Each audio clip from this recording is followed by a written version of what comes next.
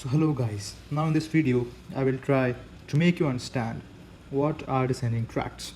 Now we have already done the ascending tracts in the previous video. I will upload the link on the top of the video. You can see that. Also in the description I will upload that. Please do see that also in order to understand the lesions, which I will make the separate video again.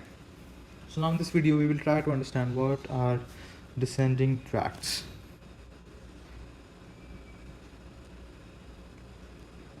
Now descending tracts, like in the ascending tracts video we saw that they started from the periphery, from the receptor to the spinal cord and up till the cortex.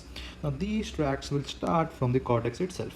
Yeah, these start from the cortex or the brain stem, and they move from the spinal cord and then terminate in the periphery.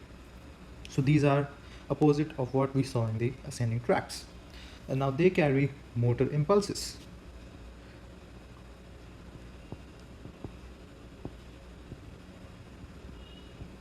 So yeah, they carry motor impulses and they're responsible for various functions. So we will see that later, what are the functions. But now let us understand what are the descending tracts. So we have two broad categories. These are pyramidal tracts and extrapyramidal.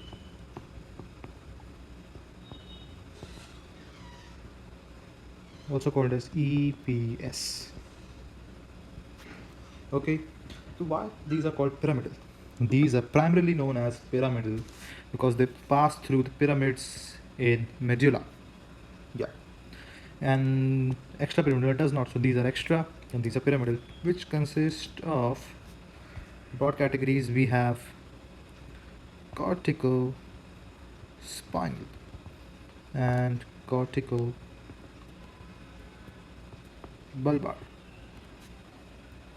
Okay, so we have corticospinal and corticobulbar tracts. The corticospinal is further divided into anterior or ventral and lateral. So okay,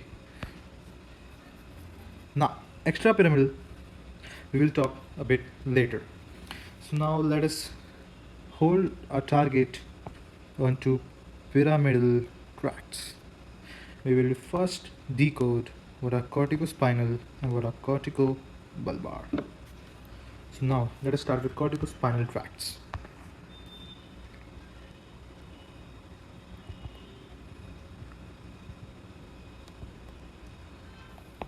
First we will understand what is its origin. Yes, I've grossly told you that it's cortex, but no. In cortex, what is its origin? So 31%, 29%, and 40%. So 31% are arising from main motor area. So 29% are arriving from premotor area and supplementary motor area, while 40% arrive from somatosensory area.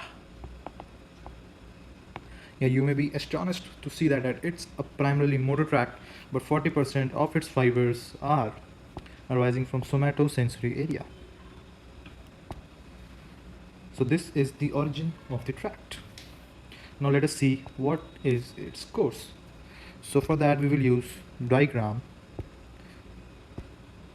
Now this is the course of corticospinal tract. This diagram I have taken from the textbook of Genong. Now you can see its origin.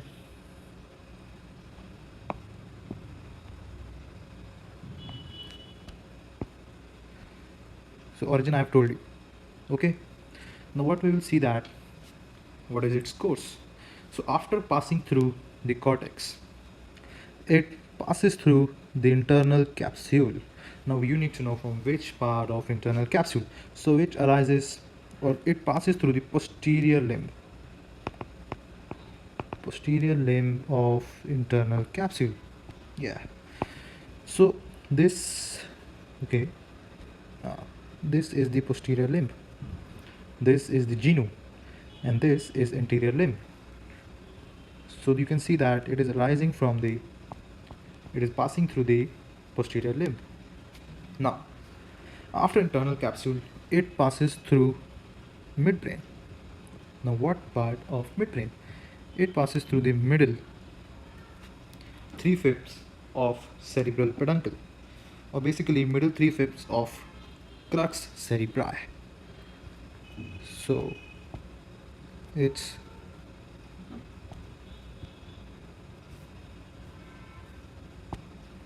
now you need to know in the diagram, so what is this middle 3/5 of crux cerebri? So let me draw you a simple one.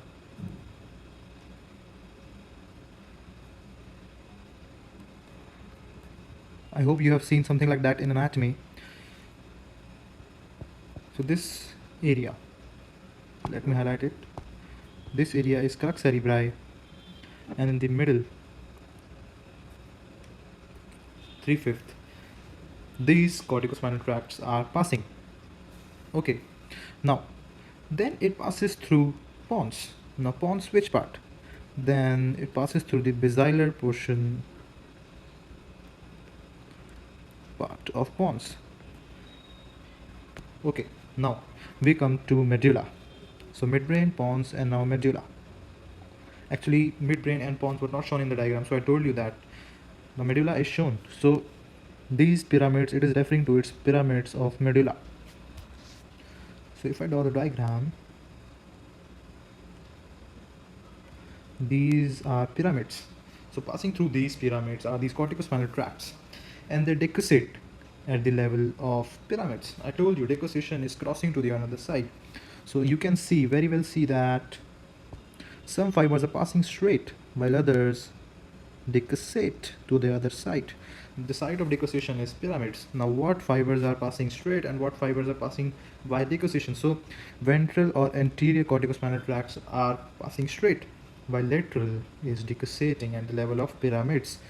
Now what you need to understand is 80% of the fibers are lateral, that is they are crossing, while 20% are going straight, that is without crossing, are anterior. Now where are they terminating? So what is the point of termination? They are terminating on the anterior horn cell in the spinal cord. If I talk about lateral, it is responsible. So yeah, lateral is responsible for fine skilled movement. What is responsible? Fine skilled movement. Okay, so it terminates on distal muscle, because we need to know the concept that distal muscles are responsible for skilled movements and fine movements, while proximal muscles are responsible for maintenance of posture. So now you can very well appreciate that. And ventral or anterior corticospinal tracts, they terminate on interneuron and then anterior horn cell, and then with spinal nerve they innervate proximal muscle, which is responsible for posture. So now lateral corticospinal tract is responsible for fine scale movements, while our ventral or anterior corticospinal tract is responsible for posture. Fine skilled is for lateral. So never confuse between them. So now this was the course of corticospinal tract. Now let me go back.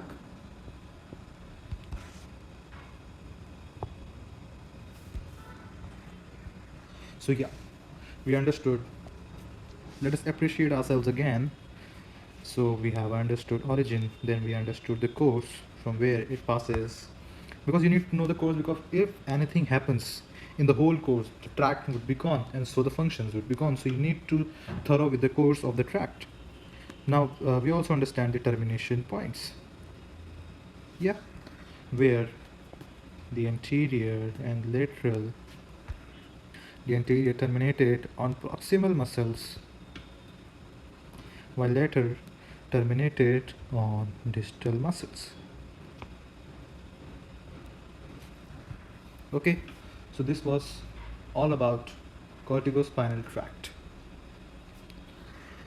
Now let us understand something very little, because you need not to know much about corticobulbar tract.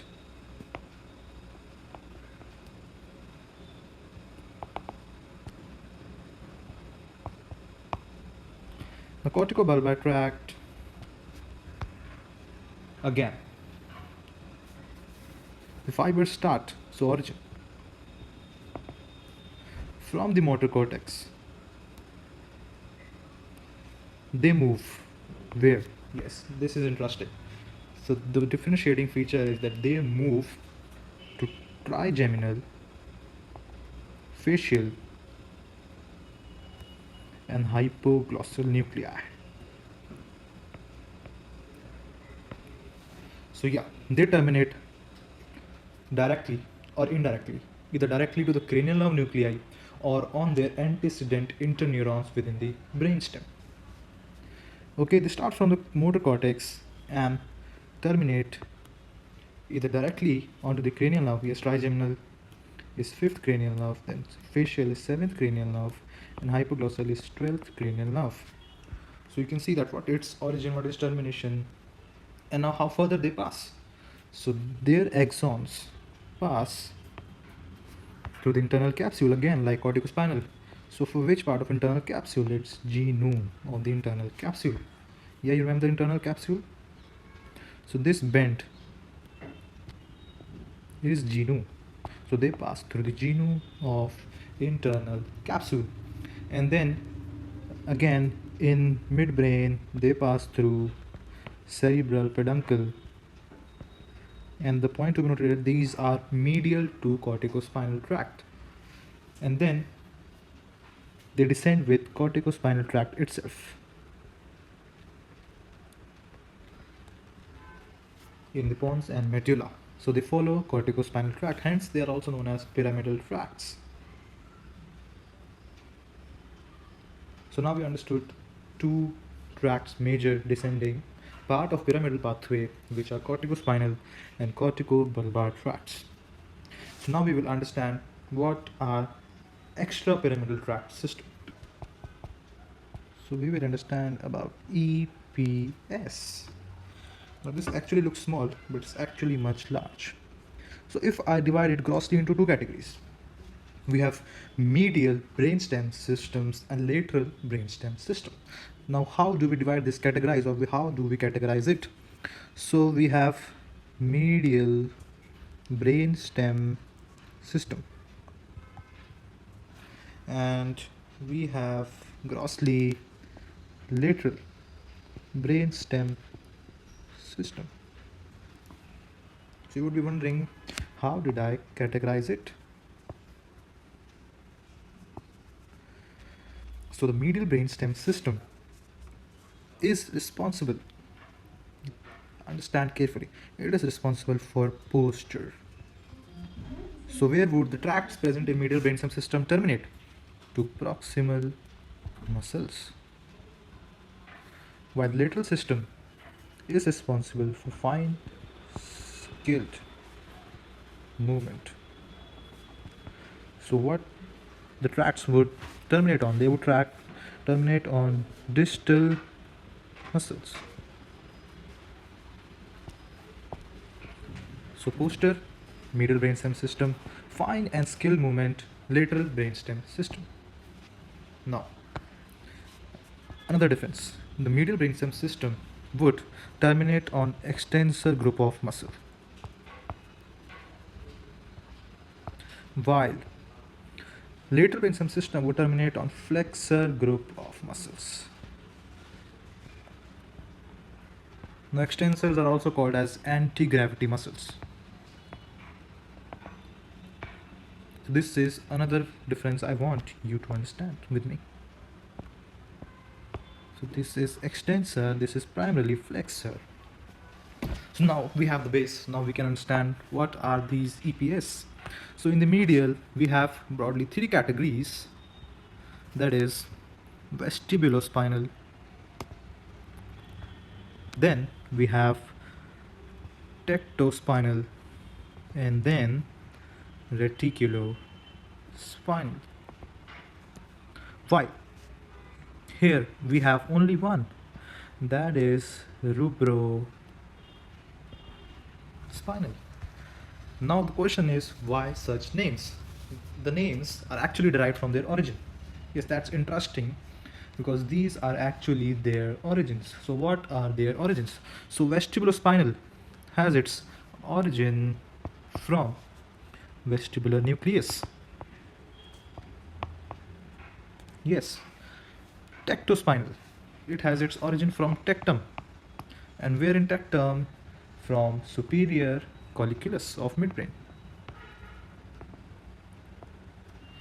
Reticulo has its origin from reticular system. Now, they all terminate on spinal cord. But there's a twist. Now let me tell you about rubrospinal also. It starts from red nucleus. Yes, it starts from the red nucleus of midbrain and terminate on spinal cord. So this was what I wanted you to know. Now what is the twist? The medical science is nothing without a twist. So the twist is, we have again vestibulospinal is of two types and reticulospinal is of two types. The reticulospinal two types are medullary reticulospinal and pontine reticulospinal. Yes, and vestibulospinal are further of two types, medial and the lateral.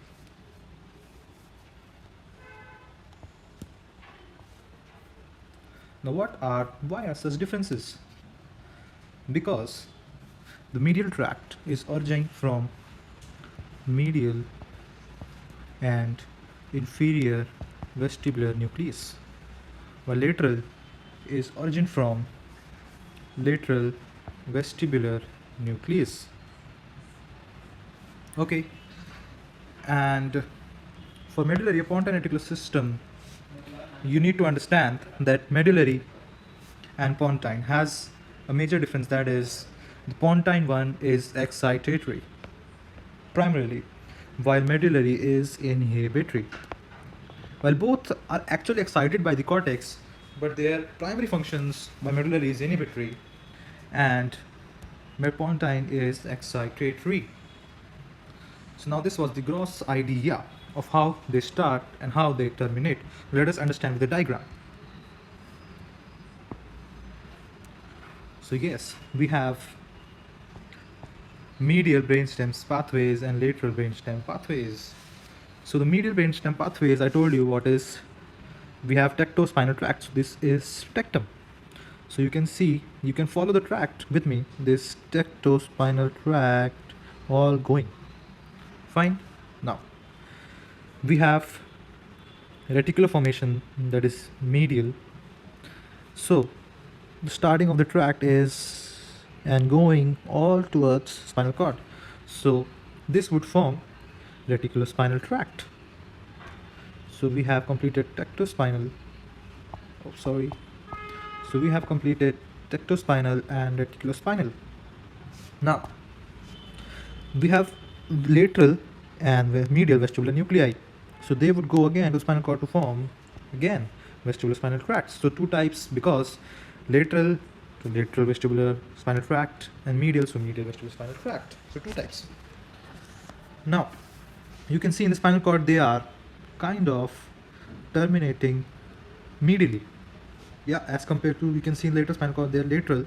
That's why they are medial brainstem system and their pathways are slightly medial to lateral ones. So now you can see rubrospinal starting from the red nucleus, again clearly seen. This is red nucleus in midbrain and going all the way down to spinal cord. So this is rubrospinal tract. Now this is ending laterally, so this is responsible for distal muscle control, which are responsible for fine scale control, while medial are responsible for proximal muscle control, which are responsible for posture. So I hope you have understood what are medial brainstem pathways and what are lateral brainstem pathways. I will make another video for explaining you the lesions and the problems which can arise in them But first you need to understand these ascending and descending tracts. So descending I have explained in video, and ascending I have uploaded already a video on ascending, which I have uploaded the link in the description and the video itself. So please do watch that before understanding the lesions. So now I end this video here and there again, and I say you goodbye, take care, and keep learning. And please, if you like the video, please subscribe to the diffusion channel, and please do comment your views, any problems, any doubts, or what I can do for you by uploading a video, or anything you want to say. That like, subscribe and share. Thank you.